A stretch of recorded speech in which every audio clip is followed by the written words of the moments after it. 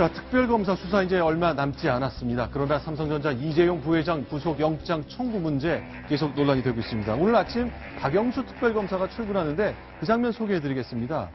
현장에는 시민단체 회원들 많은 분들이 와서 특별검사의 수사 응원하는 장면 보고 있습니다.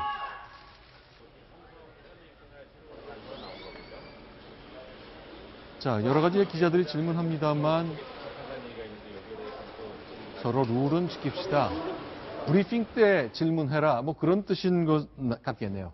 예, 그런 의미도 있을 것 같고요. 또 하나가 또 지금 이재용 부회장 구속에 집착하는 거 아니냐라는 질문 자체가 굉장히 민감하고 굉장히 아플 수도 있습니다. 이미 한번 구속영장을 청구했지만 기각된 상태고 또한 재청구하느냐 할 수 있느냐 만약 한다 하더라도 기각됐을 경우에 수사 동력 떨어지는 것은 어떻게 하겠느냐라는 여러 가지 그런 걱정들이 있는데요. 그러한 점들에 대해서 좀 예민한 반응을 보인 것 같습니다.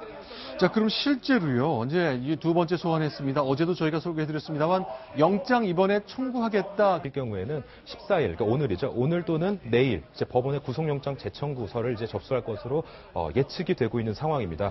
현재 이제 그 이재용 부회장은 15시간의 조사를 받고 오늘 새벽이죠. 오늘 새벽 1시경에 이제 귀가를 했었는데요.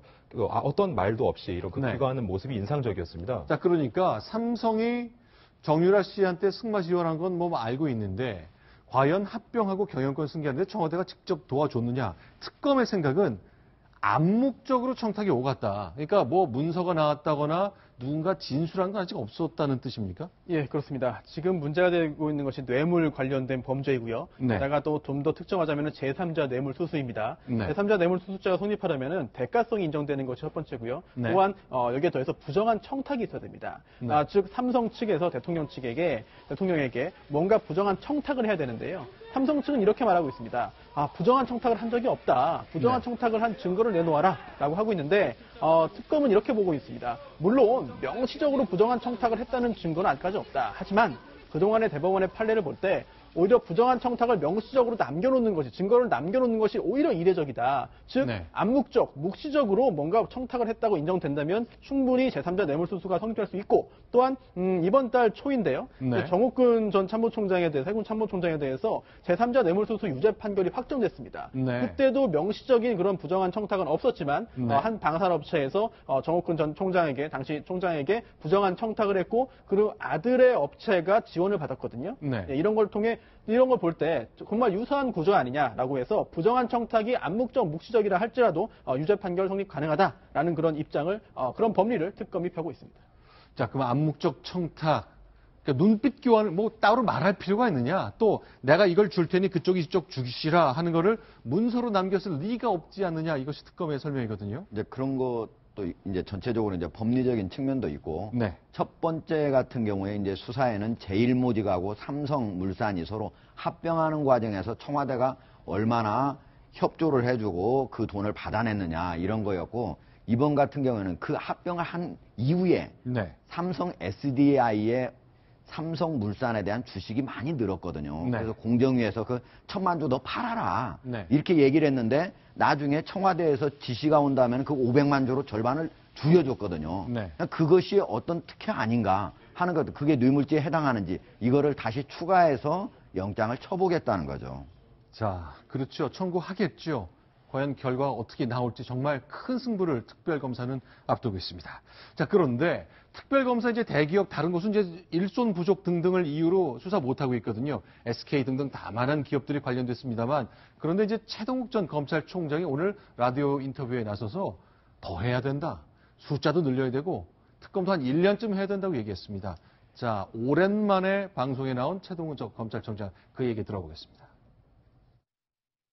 한 30%도 채 다 못한 거 아닌가. 우병우 등 그 관련 공무원들에 대한 사건이 뭐 아직 시작도 안 했고 그리고 실질적으로 봐도 30% 이상은 진척됐다고 보기가 어렵다. 유능한 검사 약 40명 정도는 투입을 해서 1년 정도 지속적으로 수사를 해야.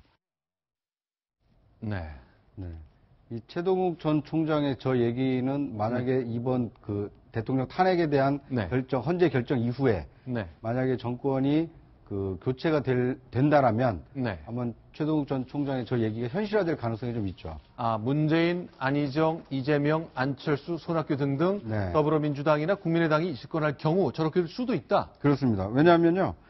특검 그 수사기간 종료가 이달 말인데요. 네. 이 수사기간 연장을 30일을 더 할 수가 있습니다. 네. 연장을 하기 위해서는 종료 3일 전까지 수사기간 연장 신청을 해야 되는데 네. 그 연장에 대해서 허가를 가지고 있는 사람이 대통령인데 네. 지금은 그 대통령 탄핵 상황이라 대통령 황교안. 직무대행인 황교안 권한대행이 연장을 승인을 해줘야 되거든요. 네. 그런데 현재로서는 뭐 연장을 할 가능성이 높지 않기 때문에 네. 결국 특검이 이달 말로 종료가 되게 되면 다음에 더 미진한 수사를 하게 되지 않을까.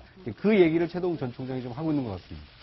최동욱 전 검찰총장이 30% 지금까지 수사 진척이 30% 얘기한 거는 제가 보기엔 좀 너무 낮게 잡은 것 같고요. 네. 전체적으로 수사를 하라고 한 혐의가 14개였고 네. 그 밖에 만약에 인지 수사를 해서 거기서 뭔가 네. 다른 범죄를 찾아내면 그까지 하라고 해서 15가지 항목이었거든요. 네. 대부분 거의 수사는 됐습니다. 그럼에도 네. 불구하고 수사가 안 된 부분이 있거든요. 그게 간단히 얘기하면은 지금 삼성이라든지 이런 뇌물주 부분 그 네. 부분이 안 됐고요. 그다음에 블랙리스트하고 달리 화이트리스트가 있었거든요. 네. 전경련을 통해서 70억을 돈을 받아가지고 다른데 보수단한테 준 거 이거 안 됐고 등등해서 몇 가지 안 된 것이 있거든요. 그래서 네. 그런 것들을 하려면 30일 정도는 더 필요하다. 지금 이미 한 게 네. 수사 예비 기간 20일, 그다음 본 수사 70일 해서 90일을 한 거거든요. 네. 그동안에 11번의 특검이 있었지만은 9번은 이미 연장을 요청해서 다 됐습니다. 2번만 안 됐거든요. 거의 다 된 것만.